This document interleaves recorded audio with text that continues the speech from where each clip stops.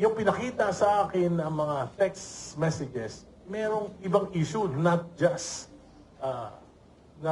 the campaign, pero may mga national issues na pinapatrabaho si Presidente kay Yusek Bersamin.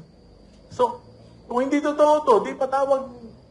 Kung totoo o hindi ito, malalaman natin kung papatawag ng Senado si Yusek Bersamin, si E.S. Bersamin. Di ba? Patawag lang. Para magkaalaman. By the way, ni-reveal yan ni Congressman Tino February 9. Ano no, date na ngayon? February 16. Narinig nyo ba na nag-deny si Yusek Bersamin? Narinig nyo ba na nag-deny si E.S. Bersamin? Hindi sila nagde-deny. Si Leandro Libiste ba nag-deny na inausap niya kaming 5 congressman? In 4 occasions, nagharap-harap kami. At pinakita niya together with 4 other congressmen. So, it's worth investigating. But it seems that Senator Lacson is committed or had committed not to investigate the Bersamins. So, sin of omission. Congressman, kung gano'n, cover up talaga. Cover up. Complete cover up. Yes, and a cover-up will require a series of cover-ups. Kaya hindi po matatapos ito. At kung hindi natatapos dito, sino tatamaan? Yung ekonomiya. Kung tatamaan ang ekonomiya, sino tatamaan? Yung pinakamahihirap nating mga kababayan.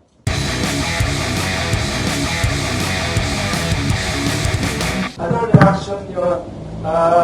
Headline ngayon sa mga dyaryo, sabi yung Senate Blue Ribbon Committee, hindi daw kayo imbitahin for the investigation. Na chismis lang daw yung sinasabi nyo.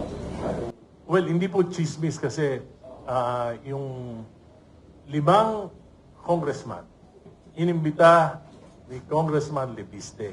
Pinakita sa amin yung files na naglalaman ng text messages between the President and Yusek Bersamin. Nandun po, nakalagay doon, 7 billion.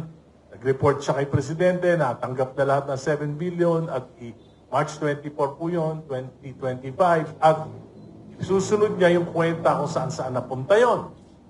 At may mga napunta doon sa mga kandidato na alyansa, 11. 12 po yung kandidato na alyansa, 11 yung nabigyan. Lahat po nabigyan. So including Senator Lacson. Di ba? Senator Lacson.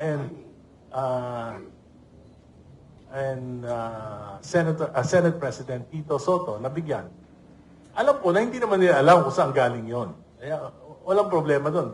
Natural lang naman na yung mga national candidates sinutulungan ng kanilang mga kapartido. Di ba? So, may napunta kay Andrew E. 68 million talent fee. At yan ay dumaan lahat kay Congressman Toby Chanco. Ang ginawa ko, pinunta ko si Kong Toby. Dahil kaibigan ko naman niya. Tinanong ko siya, totoo ba yan? Sabi niya, totoo. Nagsalita dito. Totoo. Na may, sabi niya nga, tinawaran ko nga yan si Andrew E. Nagpatawad ewan ko bakit 68 billion pa rin yun nakalagay na nagbibiro sa akin si Kong Toby. So, hindi ko alam, pero kasi na parang out na siya noon sa umalis na siya noon sa.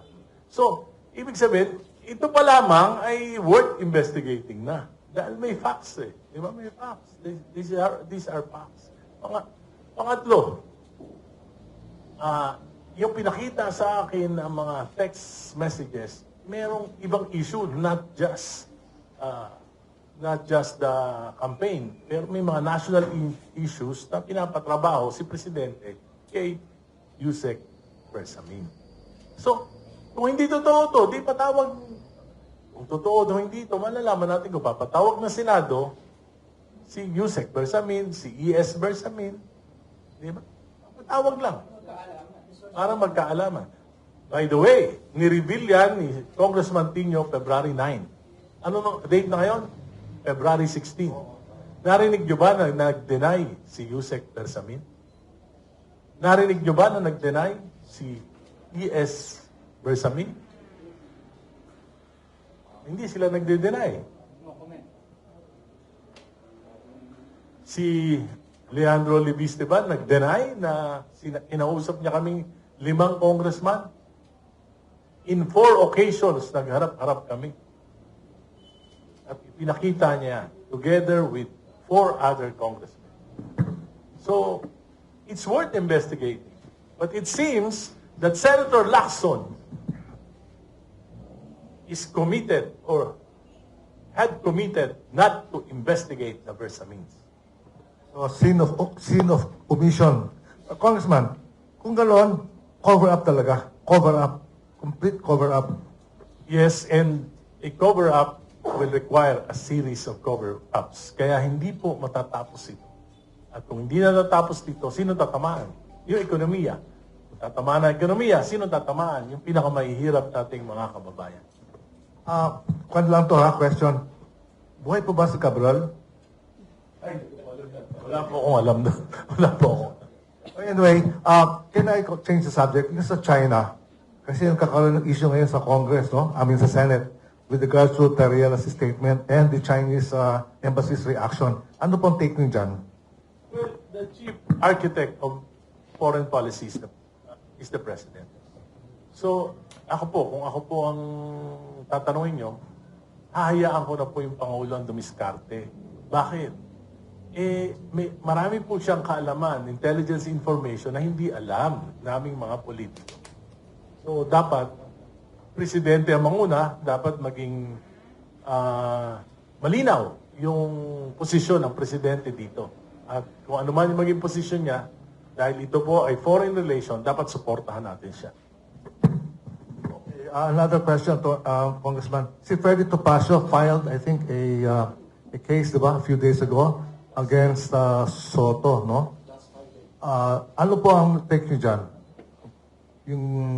Yung kanyang petition. Marami na po akong laban. Ayoko na makialam sa laban ng iba. Okay, guys, any more questions, please? Mukhang nakuha niyo yung soundbite. Yes, sir. Identify yourself. Ed Tanner of Juice Tabloid and 96.7 News FM.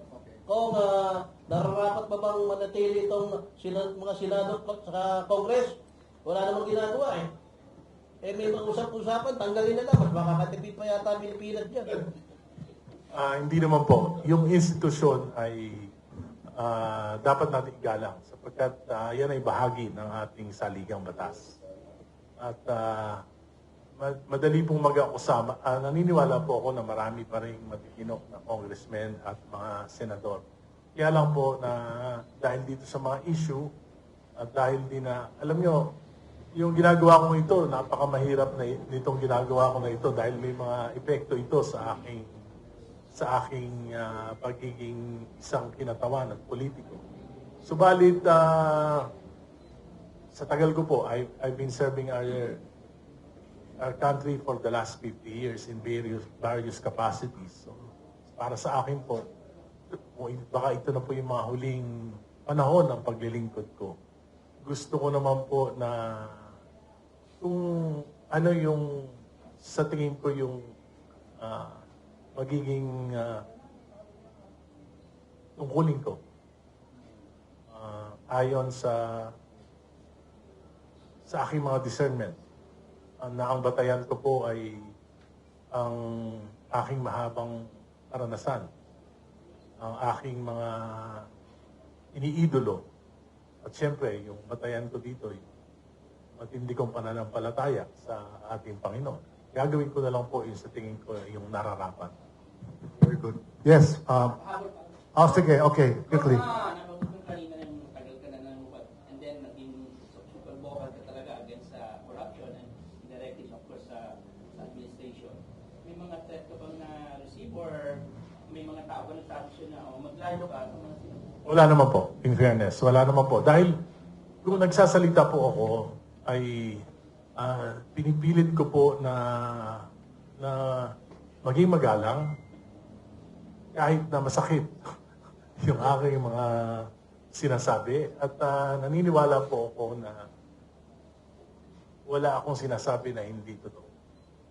At kung meron man po yung makakapagpatunay na may hindi totoo akong sinabi, ako po ay hihingi ng public apology. Pero sa ngayon po, ang lahat po ng sinasabi ko sa totoo lang. Well, the truth hurts, di ba? Ang problema ng ating bansa, truth decay. Yes, ma'am. Go ahead. Kung I'm Salvation Reforming from Runda Balita, Pilipinas, itatanong ko lang kung ano po yung masasabi niyo kung yung sa Blue Ribbon Committee na during session, pag nabanggit po yung pangalan ni Romualdez ay nagrelisyon po yung session. Ano po komento natin? Kasi it regards po yan sa flood control na pinag-usapan. Well, I think na-compromise na po ang Blue Ribbon Committee ni Senator Lacson. Kasi po, bukod dun sa kanilang political struggles for the leadership of the Senate, sa tingin ko po, meron silang ayaw na matumbok na katotohanan.